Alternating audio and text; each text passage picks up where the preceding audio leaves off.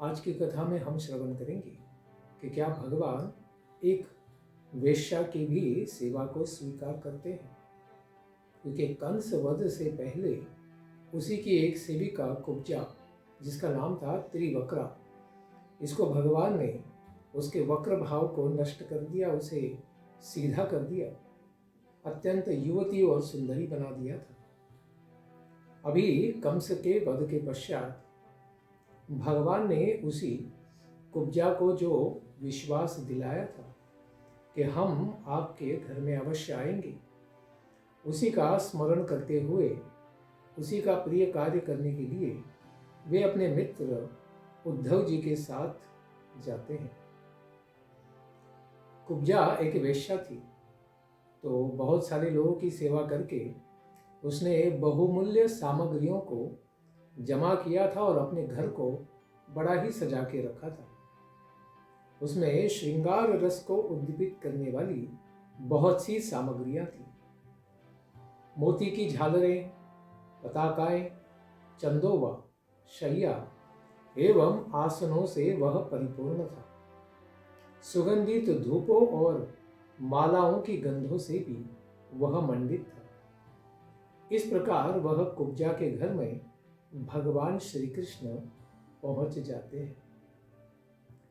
भगवान श्री कृष्ण के अपने घर आते हुए देखकर वह बड़ी घबराकर तुरंत अपने आसन से शीघ्र ही उठ जाती है और खड़ी होकर भगवान के सामने आती है। अपनी सखियों के साथ वह भगवान के पास आकर उनका यथोचित सत्कार करती है। उसके पश्चात श्री भगवान को श्रेष्ठ आसन प्रदान करके उसने श्री भगवान की विविध प्रकार से पूजा की। इस प्रकार कुब्जा के द्वारा अच्छी तरीके से पूजित होकर उद्धव जी भगवान के साथ आए थे। कुब्जा ने उनके लिए आसन भी दिया था। उसको उन्होंने बस हाथ से ही नमस्कार किया और वे पृथ्वी पर ही बैठ गए, क्योंकि वे अपने स्वामी श्री कृष्ण के समक्ष उन्हीं की स्थिति में आसन पर बैठना उचित नहीं समझे। भगवान श्री कृष्ण लोकाचार का अनुसरण करते हुए शीघ्र ही उसकी बहुमूल्य शैया पर जाकर बैठ जाते हैं। कुब्जा भी स्नान, अंगराग, वस्त्र, आभूषण, हार, सुगंध, तांबुल और सुधासव आदि के द्वारा अपने आप को सजाती है और लीलामयी एवं लज्जा मिश्रित मुस्कान एवं हाव भाव के साथ श्री भगवान को देखती हुई उनके पास चली जाती है। नवीन मिलन के संकोच के कारण कुछ झिझकने वाली वह कुब्जा, जिसने भगवान को मन ही मन अपना स्वामी माना था, ऐसे भगवान के पास वह चली जाती है और कंकण से मंडित उसके हाथ को भगवान पकड़ लेते हैं, उसको अपने पास बिठा लेते हैं और उसके साथ रमण करते हैं। कुब्जा का यद्यपि अंगराग प्रदान जन्य बहुत थोड़ा सा ही पुण्य था। केवल एक बार ही भगवान को उन्होंने चंदन का लेप समर्पित किया था, उनकी सेवा की थी। बस इतनी सेवा मात्र से उसने भगवान को पा लिया था। ऐसी कुब्जा भगवान के चरणों को अपने काम संतप्त हृदय वक्षस्थल पर और नेत्रों पर रख लेती है और दिव्य सुगंध को, भगवान के चरणों से दिव्य सुगंध जो निकल रही थी, उसको वह सूंघने लगी। इस तरह उसने अपने हृदय की सारी आदि व्याधि को शांत कर लिया। वक्षस्थल से सटे हुए भगवान के चरण कमलों को उन्होंने दोनों भुजाओं से गाढ़ आलिंगन किया। इस प्रकार कुब्जा ने दीर्घ काल से बढ़े हुए विरह ताप को शांत किया। कुब्जा ने भगवान श्री कृष्ण को केवल एक बार ही अंगराग प्रदान किया था। उसके द्वारा उसे सर्वशक्तिमान भगवान श्री कृष्ण की प्राप्ति हो गई, क्योंकि भगवान तो संसार में योगियों के लिए भी दुष्प्राप्य है और वे कैवल्य के स्वामी हैं, सबको मुक्ति प्रदान करने वाले हैं। फिर भी एक साधारण ऐसी वैश्या तिवक्रा, वह दुर्बघा ने श्री भगवान को प्राप्त करके गोपियों के समान नित्य सेवा भगवान की मांगी नहीं। वह तो केवल शारीरिक स्तर पर ही भगवान को पाना चाहती थी। वो कहती हैं कि हे प्रियतम, आप यहीं कुछ दिन तक हमारे साथ रमण करें। हे कमल नयन, मैं आपकी संगति को नहीं त्याग सकती हूँ। इस प्रकार से भगवान से उसने आग्रह किया। भगवान श्री कृष्ण भी अपने सेवकों को कभी दुखी नहीं करना चाहते हैं। सबका सम्मान करने वाले हैं, सर्वेश्वर हैं, ब्रह्मा जी और शिव जी के भी स्वामी हैं। इसीलिए उस वेश्या को जो अभिप्रेत था वह वरदान भगवान ने दिया। इस प्रकार कुछ दिन भगवान ने उसकी सेवा स्वीकार की और अपने सर्वसम्मानित गृह पर वे पुनः उद्धव जी के साथ वापस लौट गए। भगवान तो दुराराध्य है, जन्म जन्म में सेवा करके भी उनका दर्शन प्राप्त करना अत्यंत दुर्लभ है, कठिन है। फिर भी उनको प्रसन्न कर पाना इस प्रकार से कठिन होने पर भी भगवान के भक्त वात्सल्यता के कारण वे अपने भक्तों की सेवा से प्रसन्न भी हो जाते हैं। यहाँ उदाहरण है कुब्जा का। एक वेश्या होने पर वह भी कंस मामा की सेविका थी। बस एक बार ही उसने प्रेम से भगवान की सेवा कर दी तो भगवान ने उसकी इच्छा को भी पूरा किया। वे सभी स्वामियों के स्वामी हैं। ऐसे भगवान विष्णु को प्रसन्न करके यदि कोई उनसे विषय सुख, भौतिक सुख की भी मांग करता है तो वह निश्चित रूप से दुर्बुद्धि माना जाना चाहिए, क्योंकि विषय सुख तो अत्यंत तुच्छ होता है। आत्मा के सामने उस विषय सुख का कोई भी अर्थ नहीं होता है, उसकी कोई भी महानता नहीं होती है और वह मिथ्या भी है, क्योंकि शरीर छूटने पर वो सारा आनंद वो छल के समान नष्ट भी हो जाता है। इस प्रकार संपूर्ण जगत के स्वामी भगवान श्री कृष्ण फिर उसके पश्चात अक्रूर जी को भी यह आश्वासन दे चुके थे कि कंस मामा के वध के बाद हम आपके घर अवश्य आएंगे। इसीलिए इस बार बलराम जी और उद्धव जी को साथ में लेकर अक्रूर जी चाचा की अभिलाषा को पूर्ण करने के लिए और उनसे सेवा लेने के लिए भगवान उनके पास गए। अक्रूर जी उन मनुष्य लोक के श्रेष्ठ पुरुष थे, क्योंकि उन्होंने भगवान का सानिध्य पाया था तथा अपने बांधव भगवान श्री कृष्ण को वे आते हुए देखकर दूर से ही उठकर खड़े हो गए और शीघ्र ही उनके सामने आ गए और बलराम जी और कृष्ण भगवान को प्रणाम करते हैं। उसके पश्चात कृष्ण और बलराम ने भी अक्रूर जी को प्रणाम किया। इसके पश्चात वे सब आसन के ऊपर बैठ गए। ऐसे भगवान श्री कृष्ण आदि अक्रूर जी ने विधि पूर्वक उनकी पूजा करते हुए उनका सम्मान को स्वीकार करते हैं। भगवान श्री कृष्ण के चरणों को वे धोते हैं और उस चरणोदक को, चरणामृत को वे अपने सिर पर धारण करते हैं अपने सदस्यों के साथ। उसके पश्चात अनेक प्रकार की पूजा सामग्री, दिव्य वस्त्र, गंधमाला और श्रेष्ठ आभूषणों से उन्होंने भगवान की पूजा की।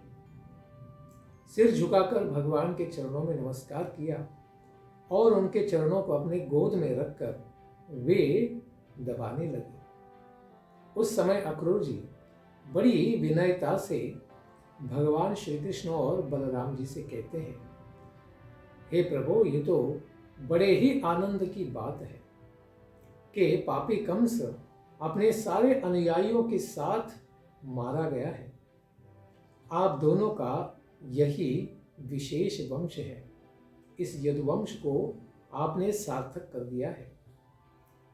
अभी आप तो इस संसार के भयंकर से भयंकर कष्ट से उबारने के लिए ही प्रकट हुए हैं।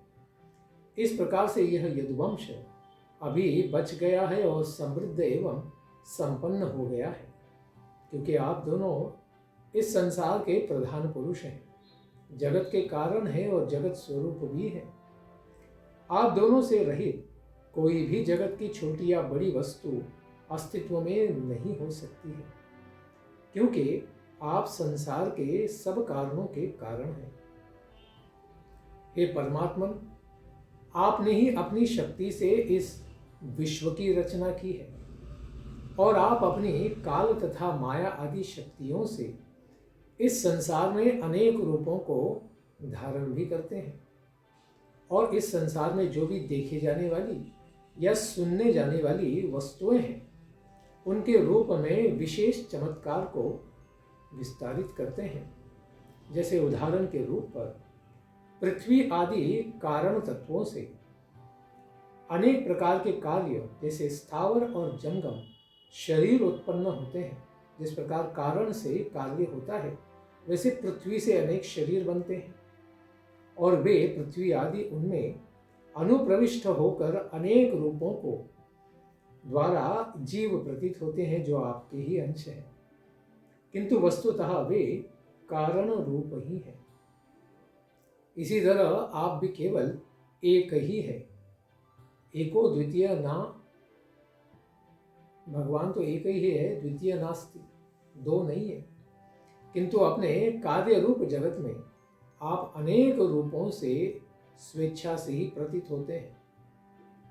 हे प्रभु, आपने अपने रजोगुण, तमोगुण और सत्वगुण नाम की शक्तियां, गुणों की शक्तियों के द्वारा जगत की क्रमशः आपने सृष्टि भी की है, संहार भी करते हैं और रक्षण भी कार्य करते हैं। फिर भी आप उन गुणों से अथवा उन गुणों से होने वाले कर्मों से कभी भी बंधते नहीं हैं। न तस्य कार्यम करणम च विद्यते जन्म कर्म च मे दिव्यम।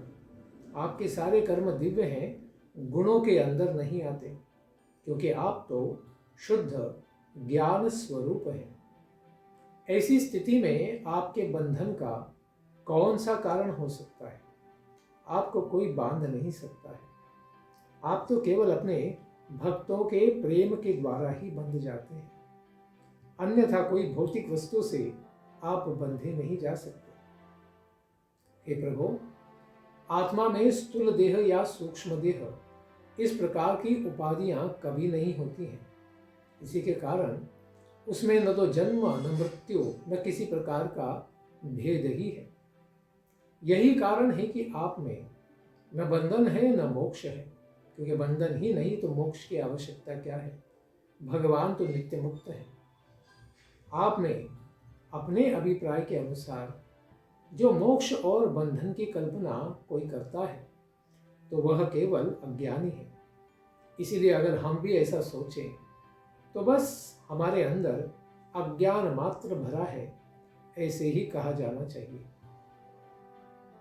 आपके द्वारा उपदिष्ट यह प्राचीन वैदिक मार्ग जब जब पाखंड पथ पर चलने वाले दुष्टों के द्वारा क्षतिग्रस्त होता है, जैसे द्वापर और खास करके कली युग में, तब तब आप विशुद्ध सत्व रूपी विशेष अवतार धारण करके लीला करने आते हैं और जगत का उद्धार भी करते हैं। किनसे? हे प्रभु, आप अनेक दैत्यों के अंश से उत्पन्न राक्षसी राजाओं की सैकड़ों अक्षोहिणी सेना का विनाश करने के लिए ही, पृथ्वी का भार दूर करने के लिए इस अंश यानी अपने अंशों के साथ आप प्रकट होते हैं, और खास करके इस यदुवंश में इसका यश को फैलाने के लिए ही आप बलराम जी के साथ वसुदेव जी के गृह में अवतार ग्रहण किए हैं। हे संपूर्ण जगत के नियंत्रक स्वामी प्रभु, आज हमारा यह नगर अत्यंत भाग्य संपन्न हो गया है, क्योंकि इस नगर में जिनके चरणोदक का जल त्रैलोक्य को पवित्र बनाता है, हे अतीन्द्रिय प्रभु, वही आप जगत के माता पिता और आचार्य भी हैं। सभी देवता, पितृगण, भूतगण और राजागण आपके ही विभूति स्वरूप हैं। आप इस नगर में अभी कृपा करके निवास कर रहे हैं, यह हमारा परम सौभाग्य है। हे प्रभु, आप अपने प्रेमी भक्तों के प्रियतम हैं, सत्यवक्ता, सबों के हितैषी और कृतज्ञ हैं। ऐसे आपको छोड़कर कौन पंडित पुरुष होगा जो दूसरे किसी व्यक्ति के शरण में जाएगा। आप अपने भजन करने वाले सुरत पुरुषों की सारी मनोकामनाओं को पूर्ण करते हैं। ये तो क्या आप एक वेश्या की भी इच्छा को पूर्ण करते हैं अगर वो आपकी सेविका बन जाए। यहाँ तक कि जिसमें न तो कोई वृद्धि होती है और न कमी होती है, अपने उस दिव्य आत्मा को भी आप दूसरों को दे देते हैं। हे भगवान, आप दुष्टों का विनाश करने वाले हैं। बड़े बड़े योगीराज हों, देवता हों, इन सबके स्वामी कभी आपके स्वरूप को नहीं जान पाते। ब्रह्मा और शिव जी भी आपके स्वरूप को नहीं समझ पाते हैं। यह बड़े ही सौभाग्य की बात है कि हम लोगों को आपका साक्षात दर्शन मिल रहा है। हम आपके चरणों को नमस्कार भी कर पा रहे हैं और स्पर्श भी कर पा रहे हैं। इसीलिए हे प्रभु, एक ही प्रार्थना है कि आप कृपा करके हमारे पुत्र, कलत्र, धन, देह, गेह आदि के मोह की सारी रस्सी रूपी अपनी माया का जो बंधन है, इस सब से हमको मुक्त कर दीजिए। इस तरह भक्त अक्रूर जी के द्वारा पूजित, सम्मानित, स्तुति किए जाने के बाद भगवान श्रीहरि अपनी वाणी से मोहित करते हुए उन अक्रूर चाचा से कहते हैं कि अभी मोक्ष का समय तो बाद में आ ही जाएगा, अभी सेवा का अवसर आया है। तो भगवान कहते हैं, आप तो हमारे हितोपदेशक हैं और चाचा भी हैं। आप अत्यंत प्रशंसनीय हैं और हमारे हितैषी बांधव भी हैं। हम तो आपके बालक मात्र हैं, इसीलिए आपका प्रेम हमारे प्रति होना स्वाभाविक है। और आपकी रक्षा, पालन और कृपा, इन सब के हम सुपात्र हैं, सत्पात्र हैं। इसलिए कल्याणकारी पुरुषों को चाहिए कि आप जैसे महाभाग्यवान पुरुषों का सदा ही सेवन करें। वे तो देवताओं से भी बढ़कर हैं। देवता तो केवल स्वार्थपरायण होते हैं, सकाम भक्त होते हैं, केवल अपनी इच्छा को प्राप्त करने के लिए सेवा करते हैं।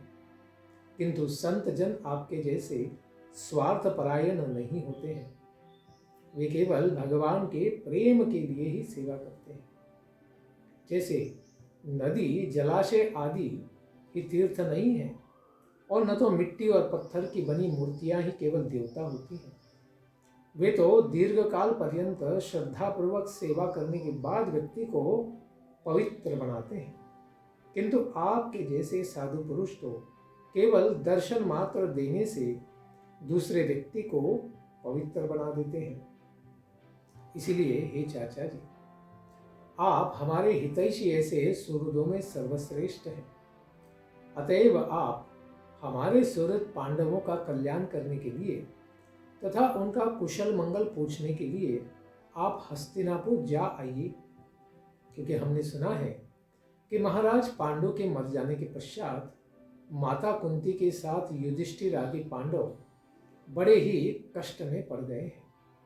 तब राजा धृतराष्ट्र उन्हें अपनी राजधानी हस्तिनापुर में ले आए हैं।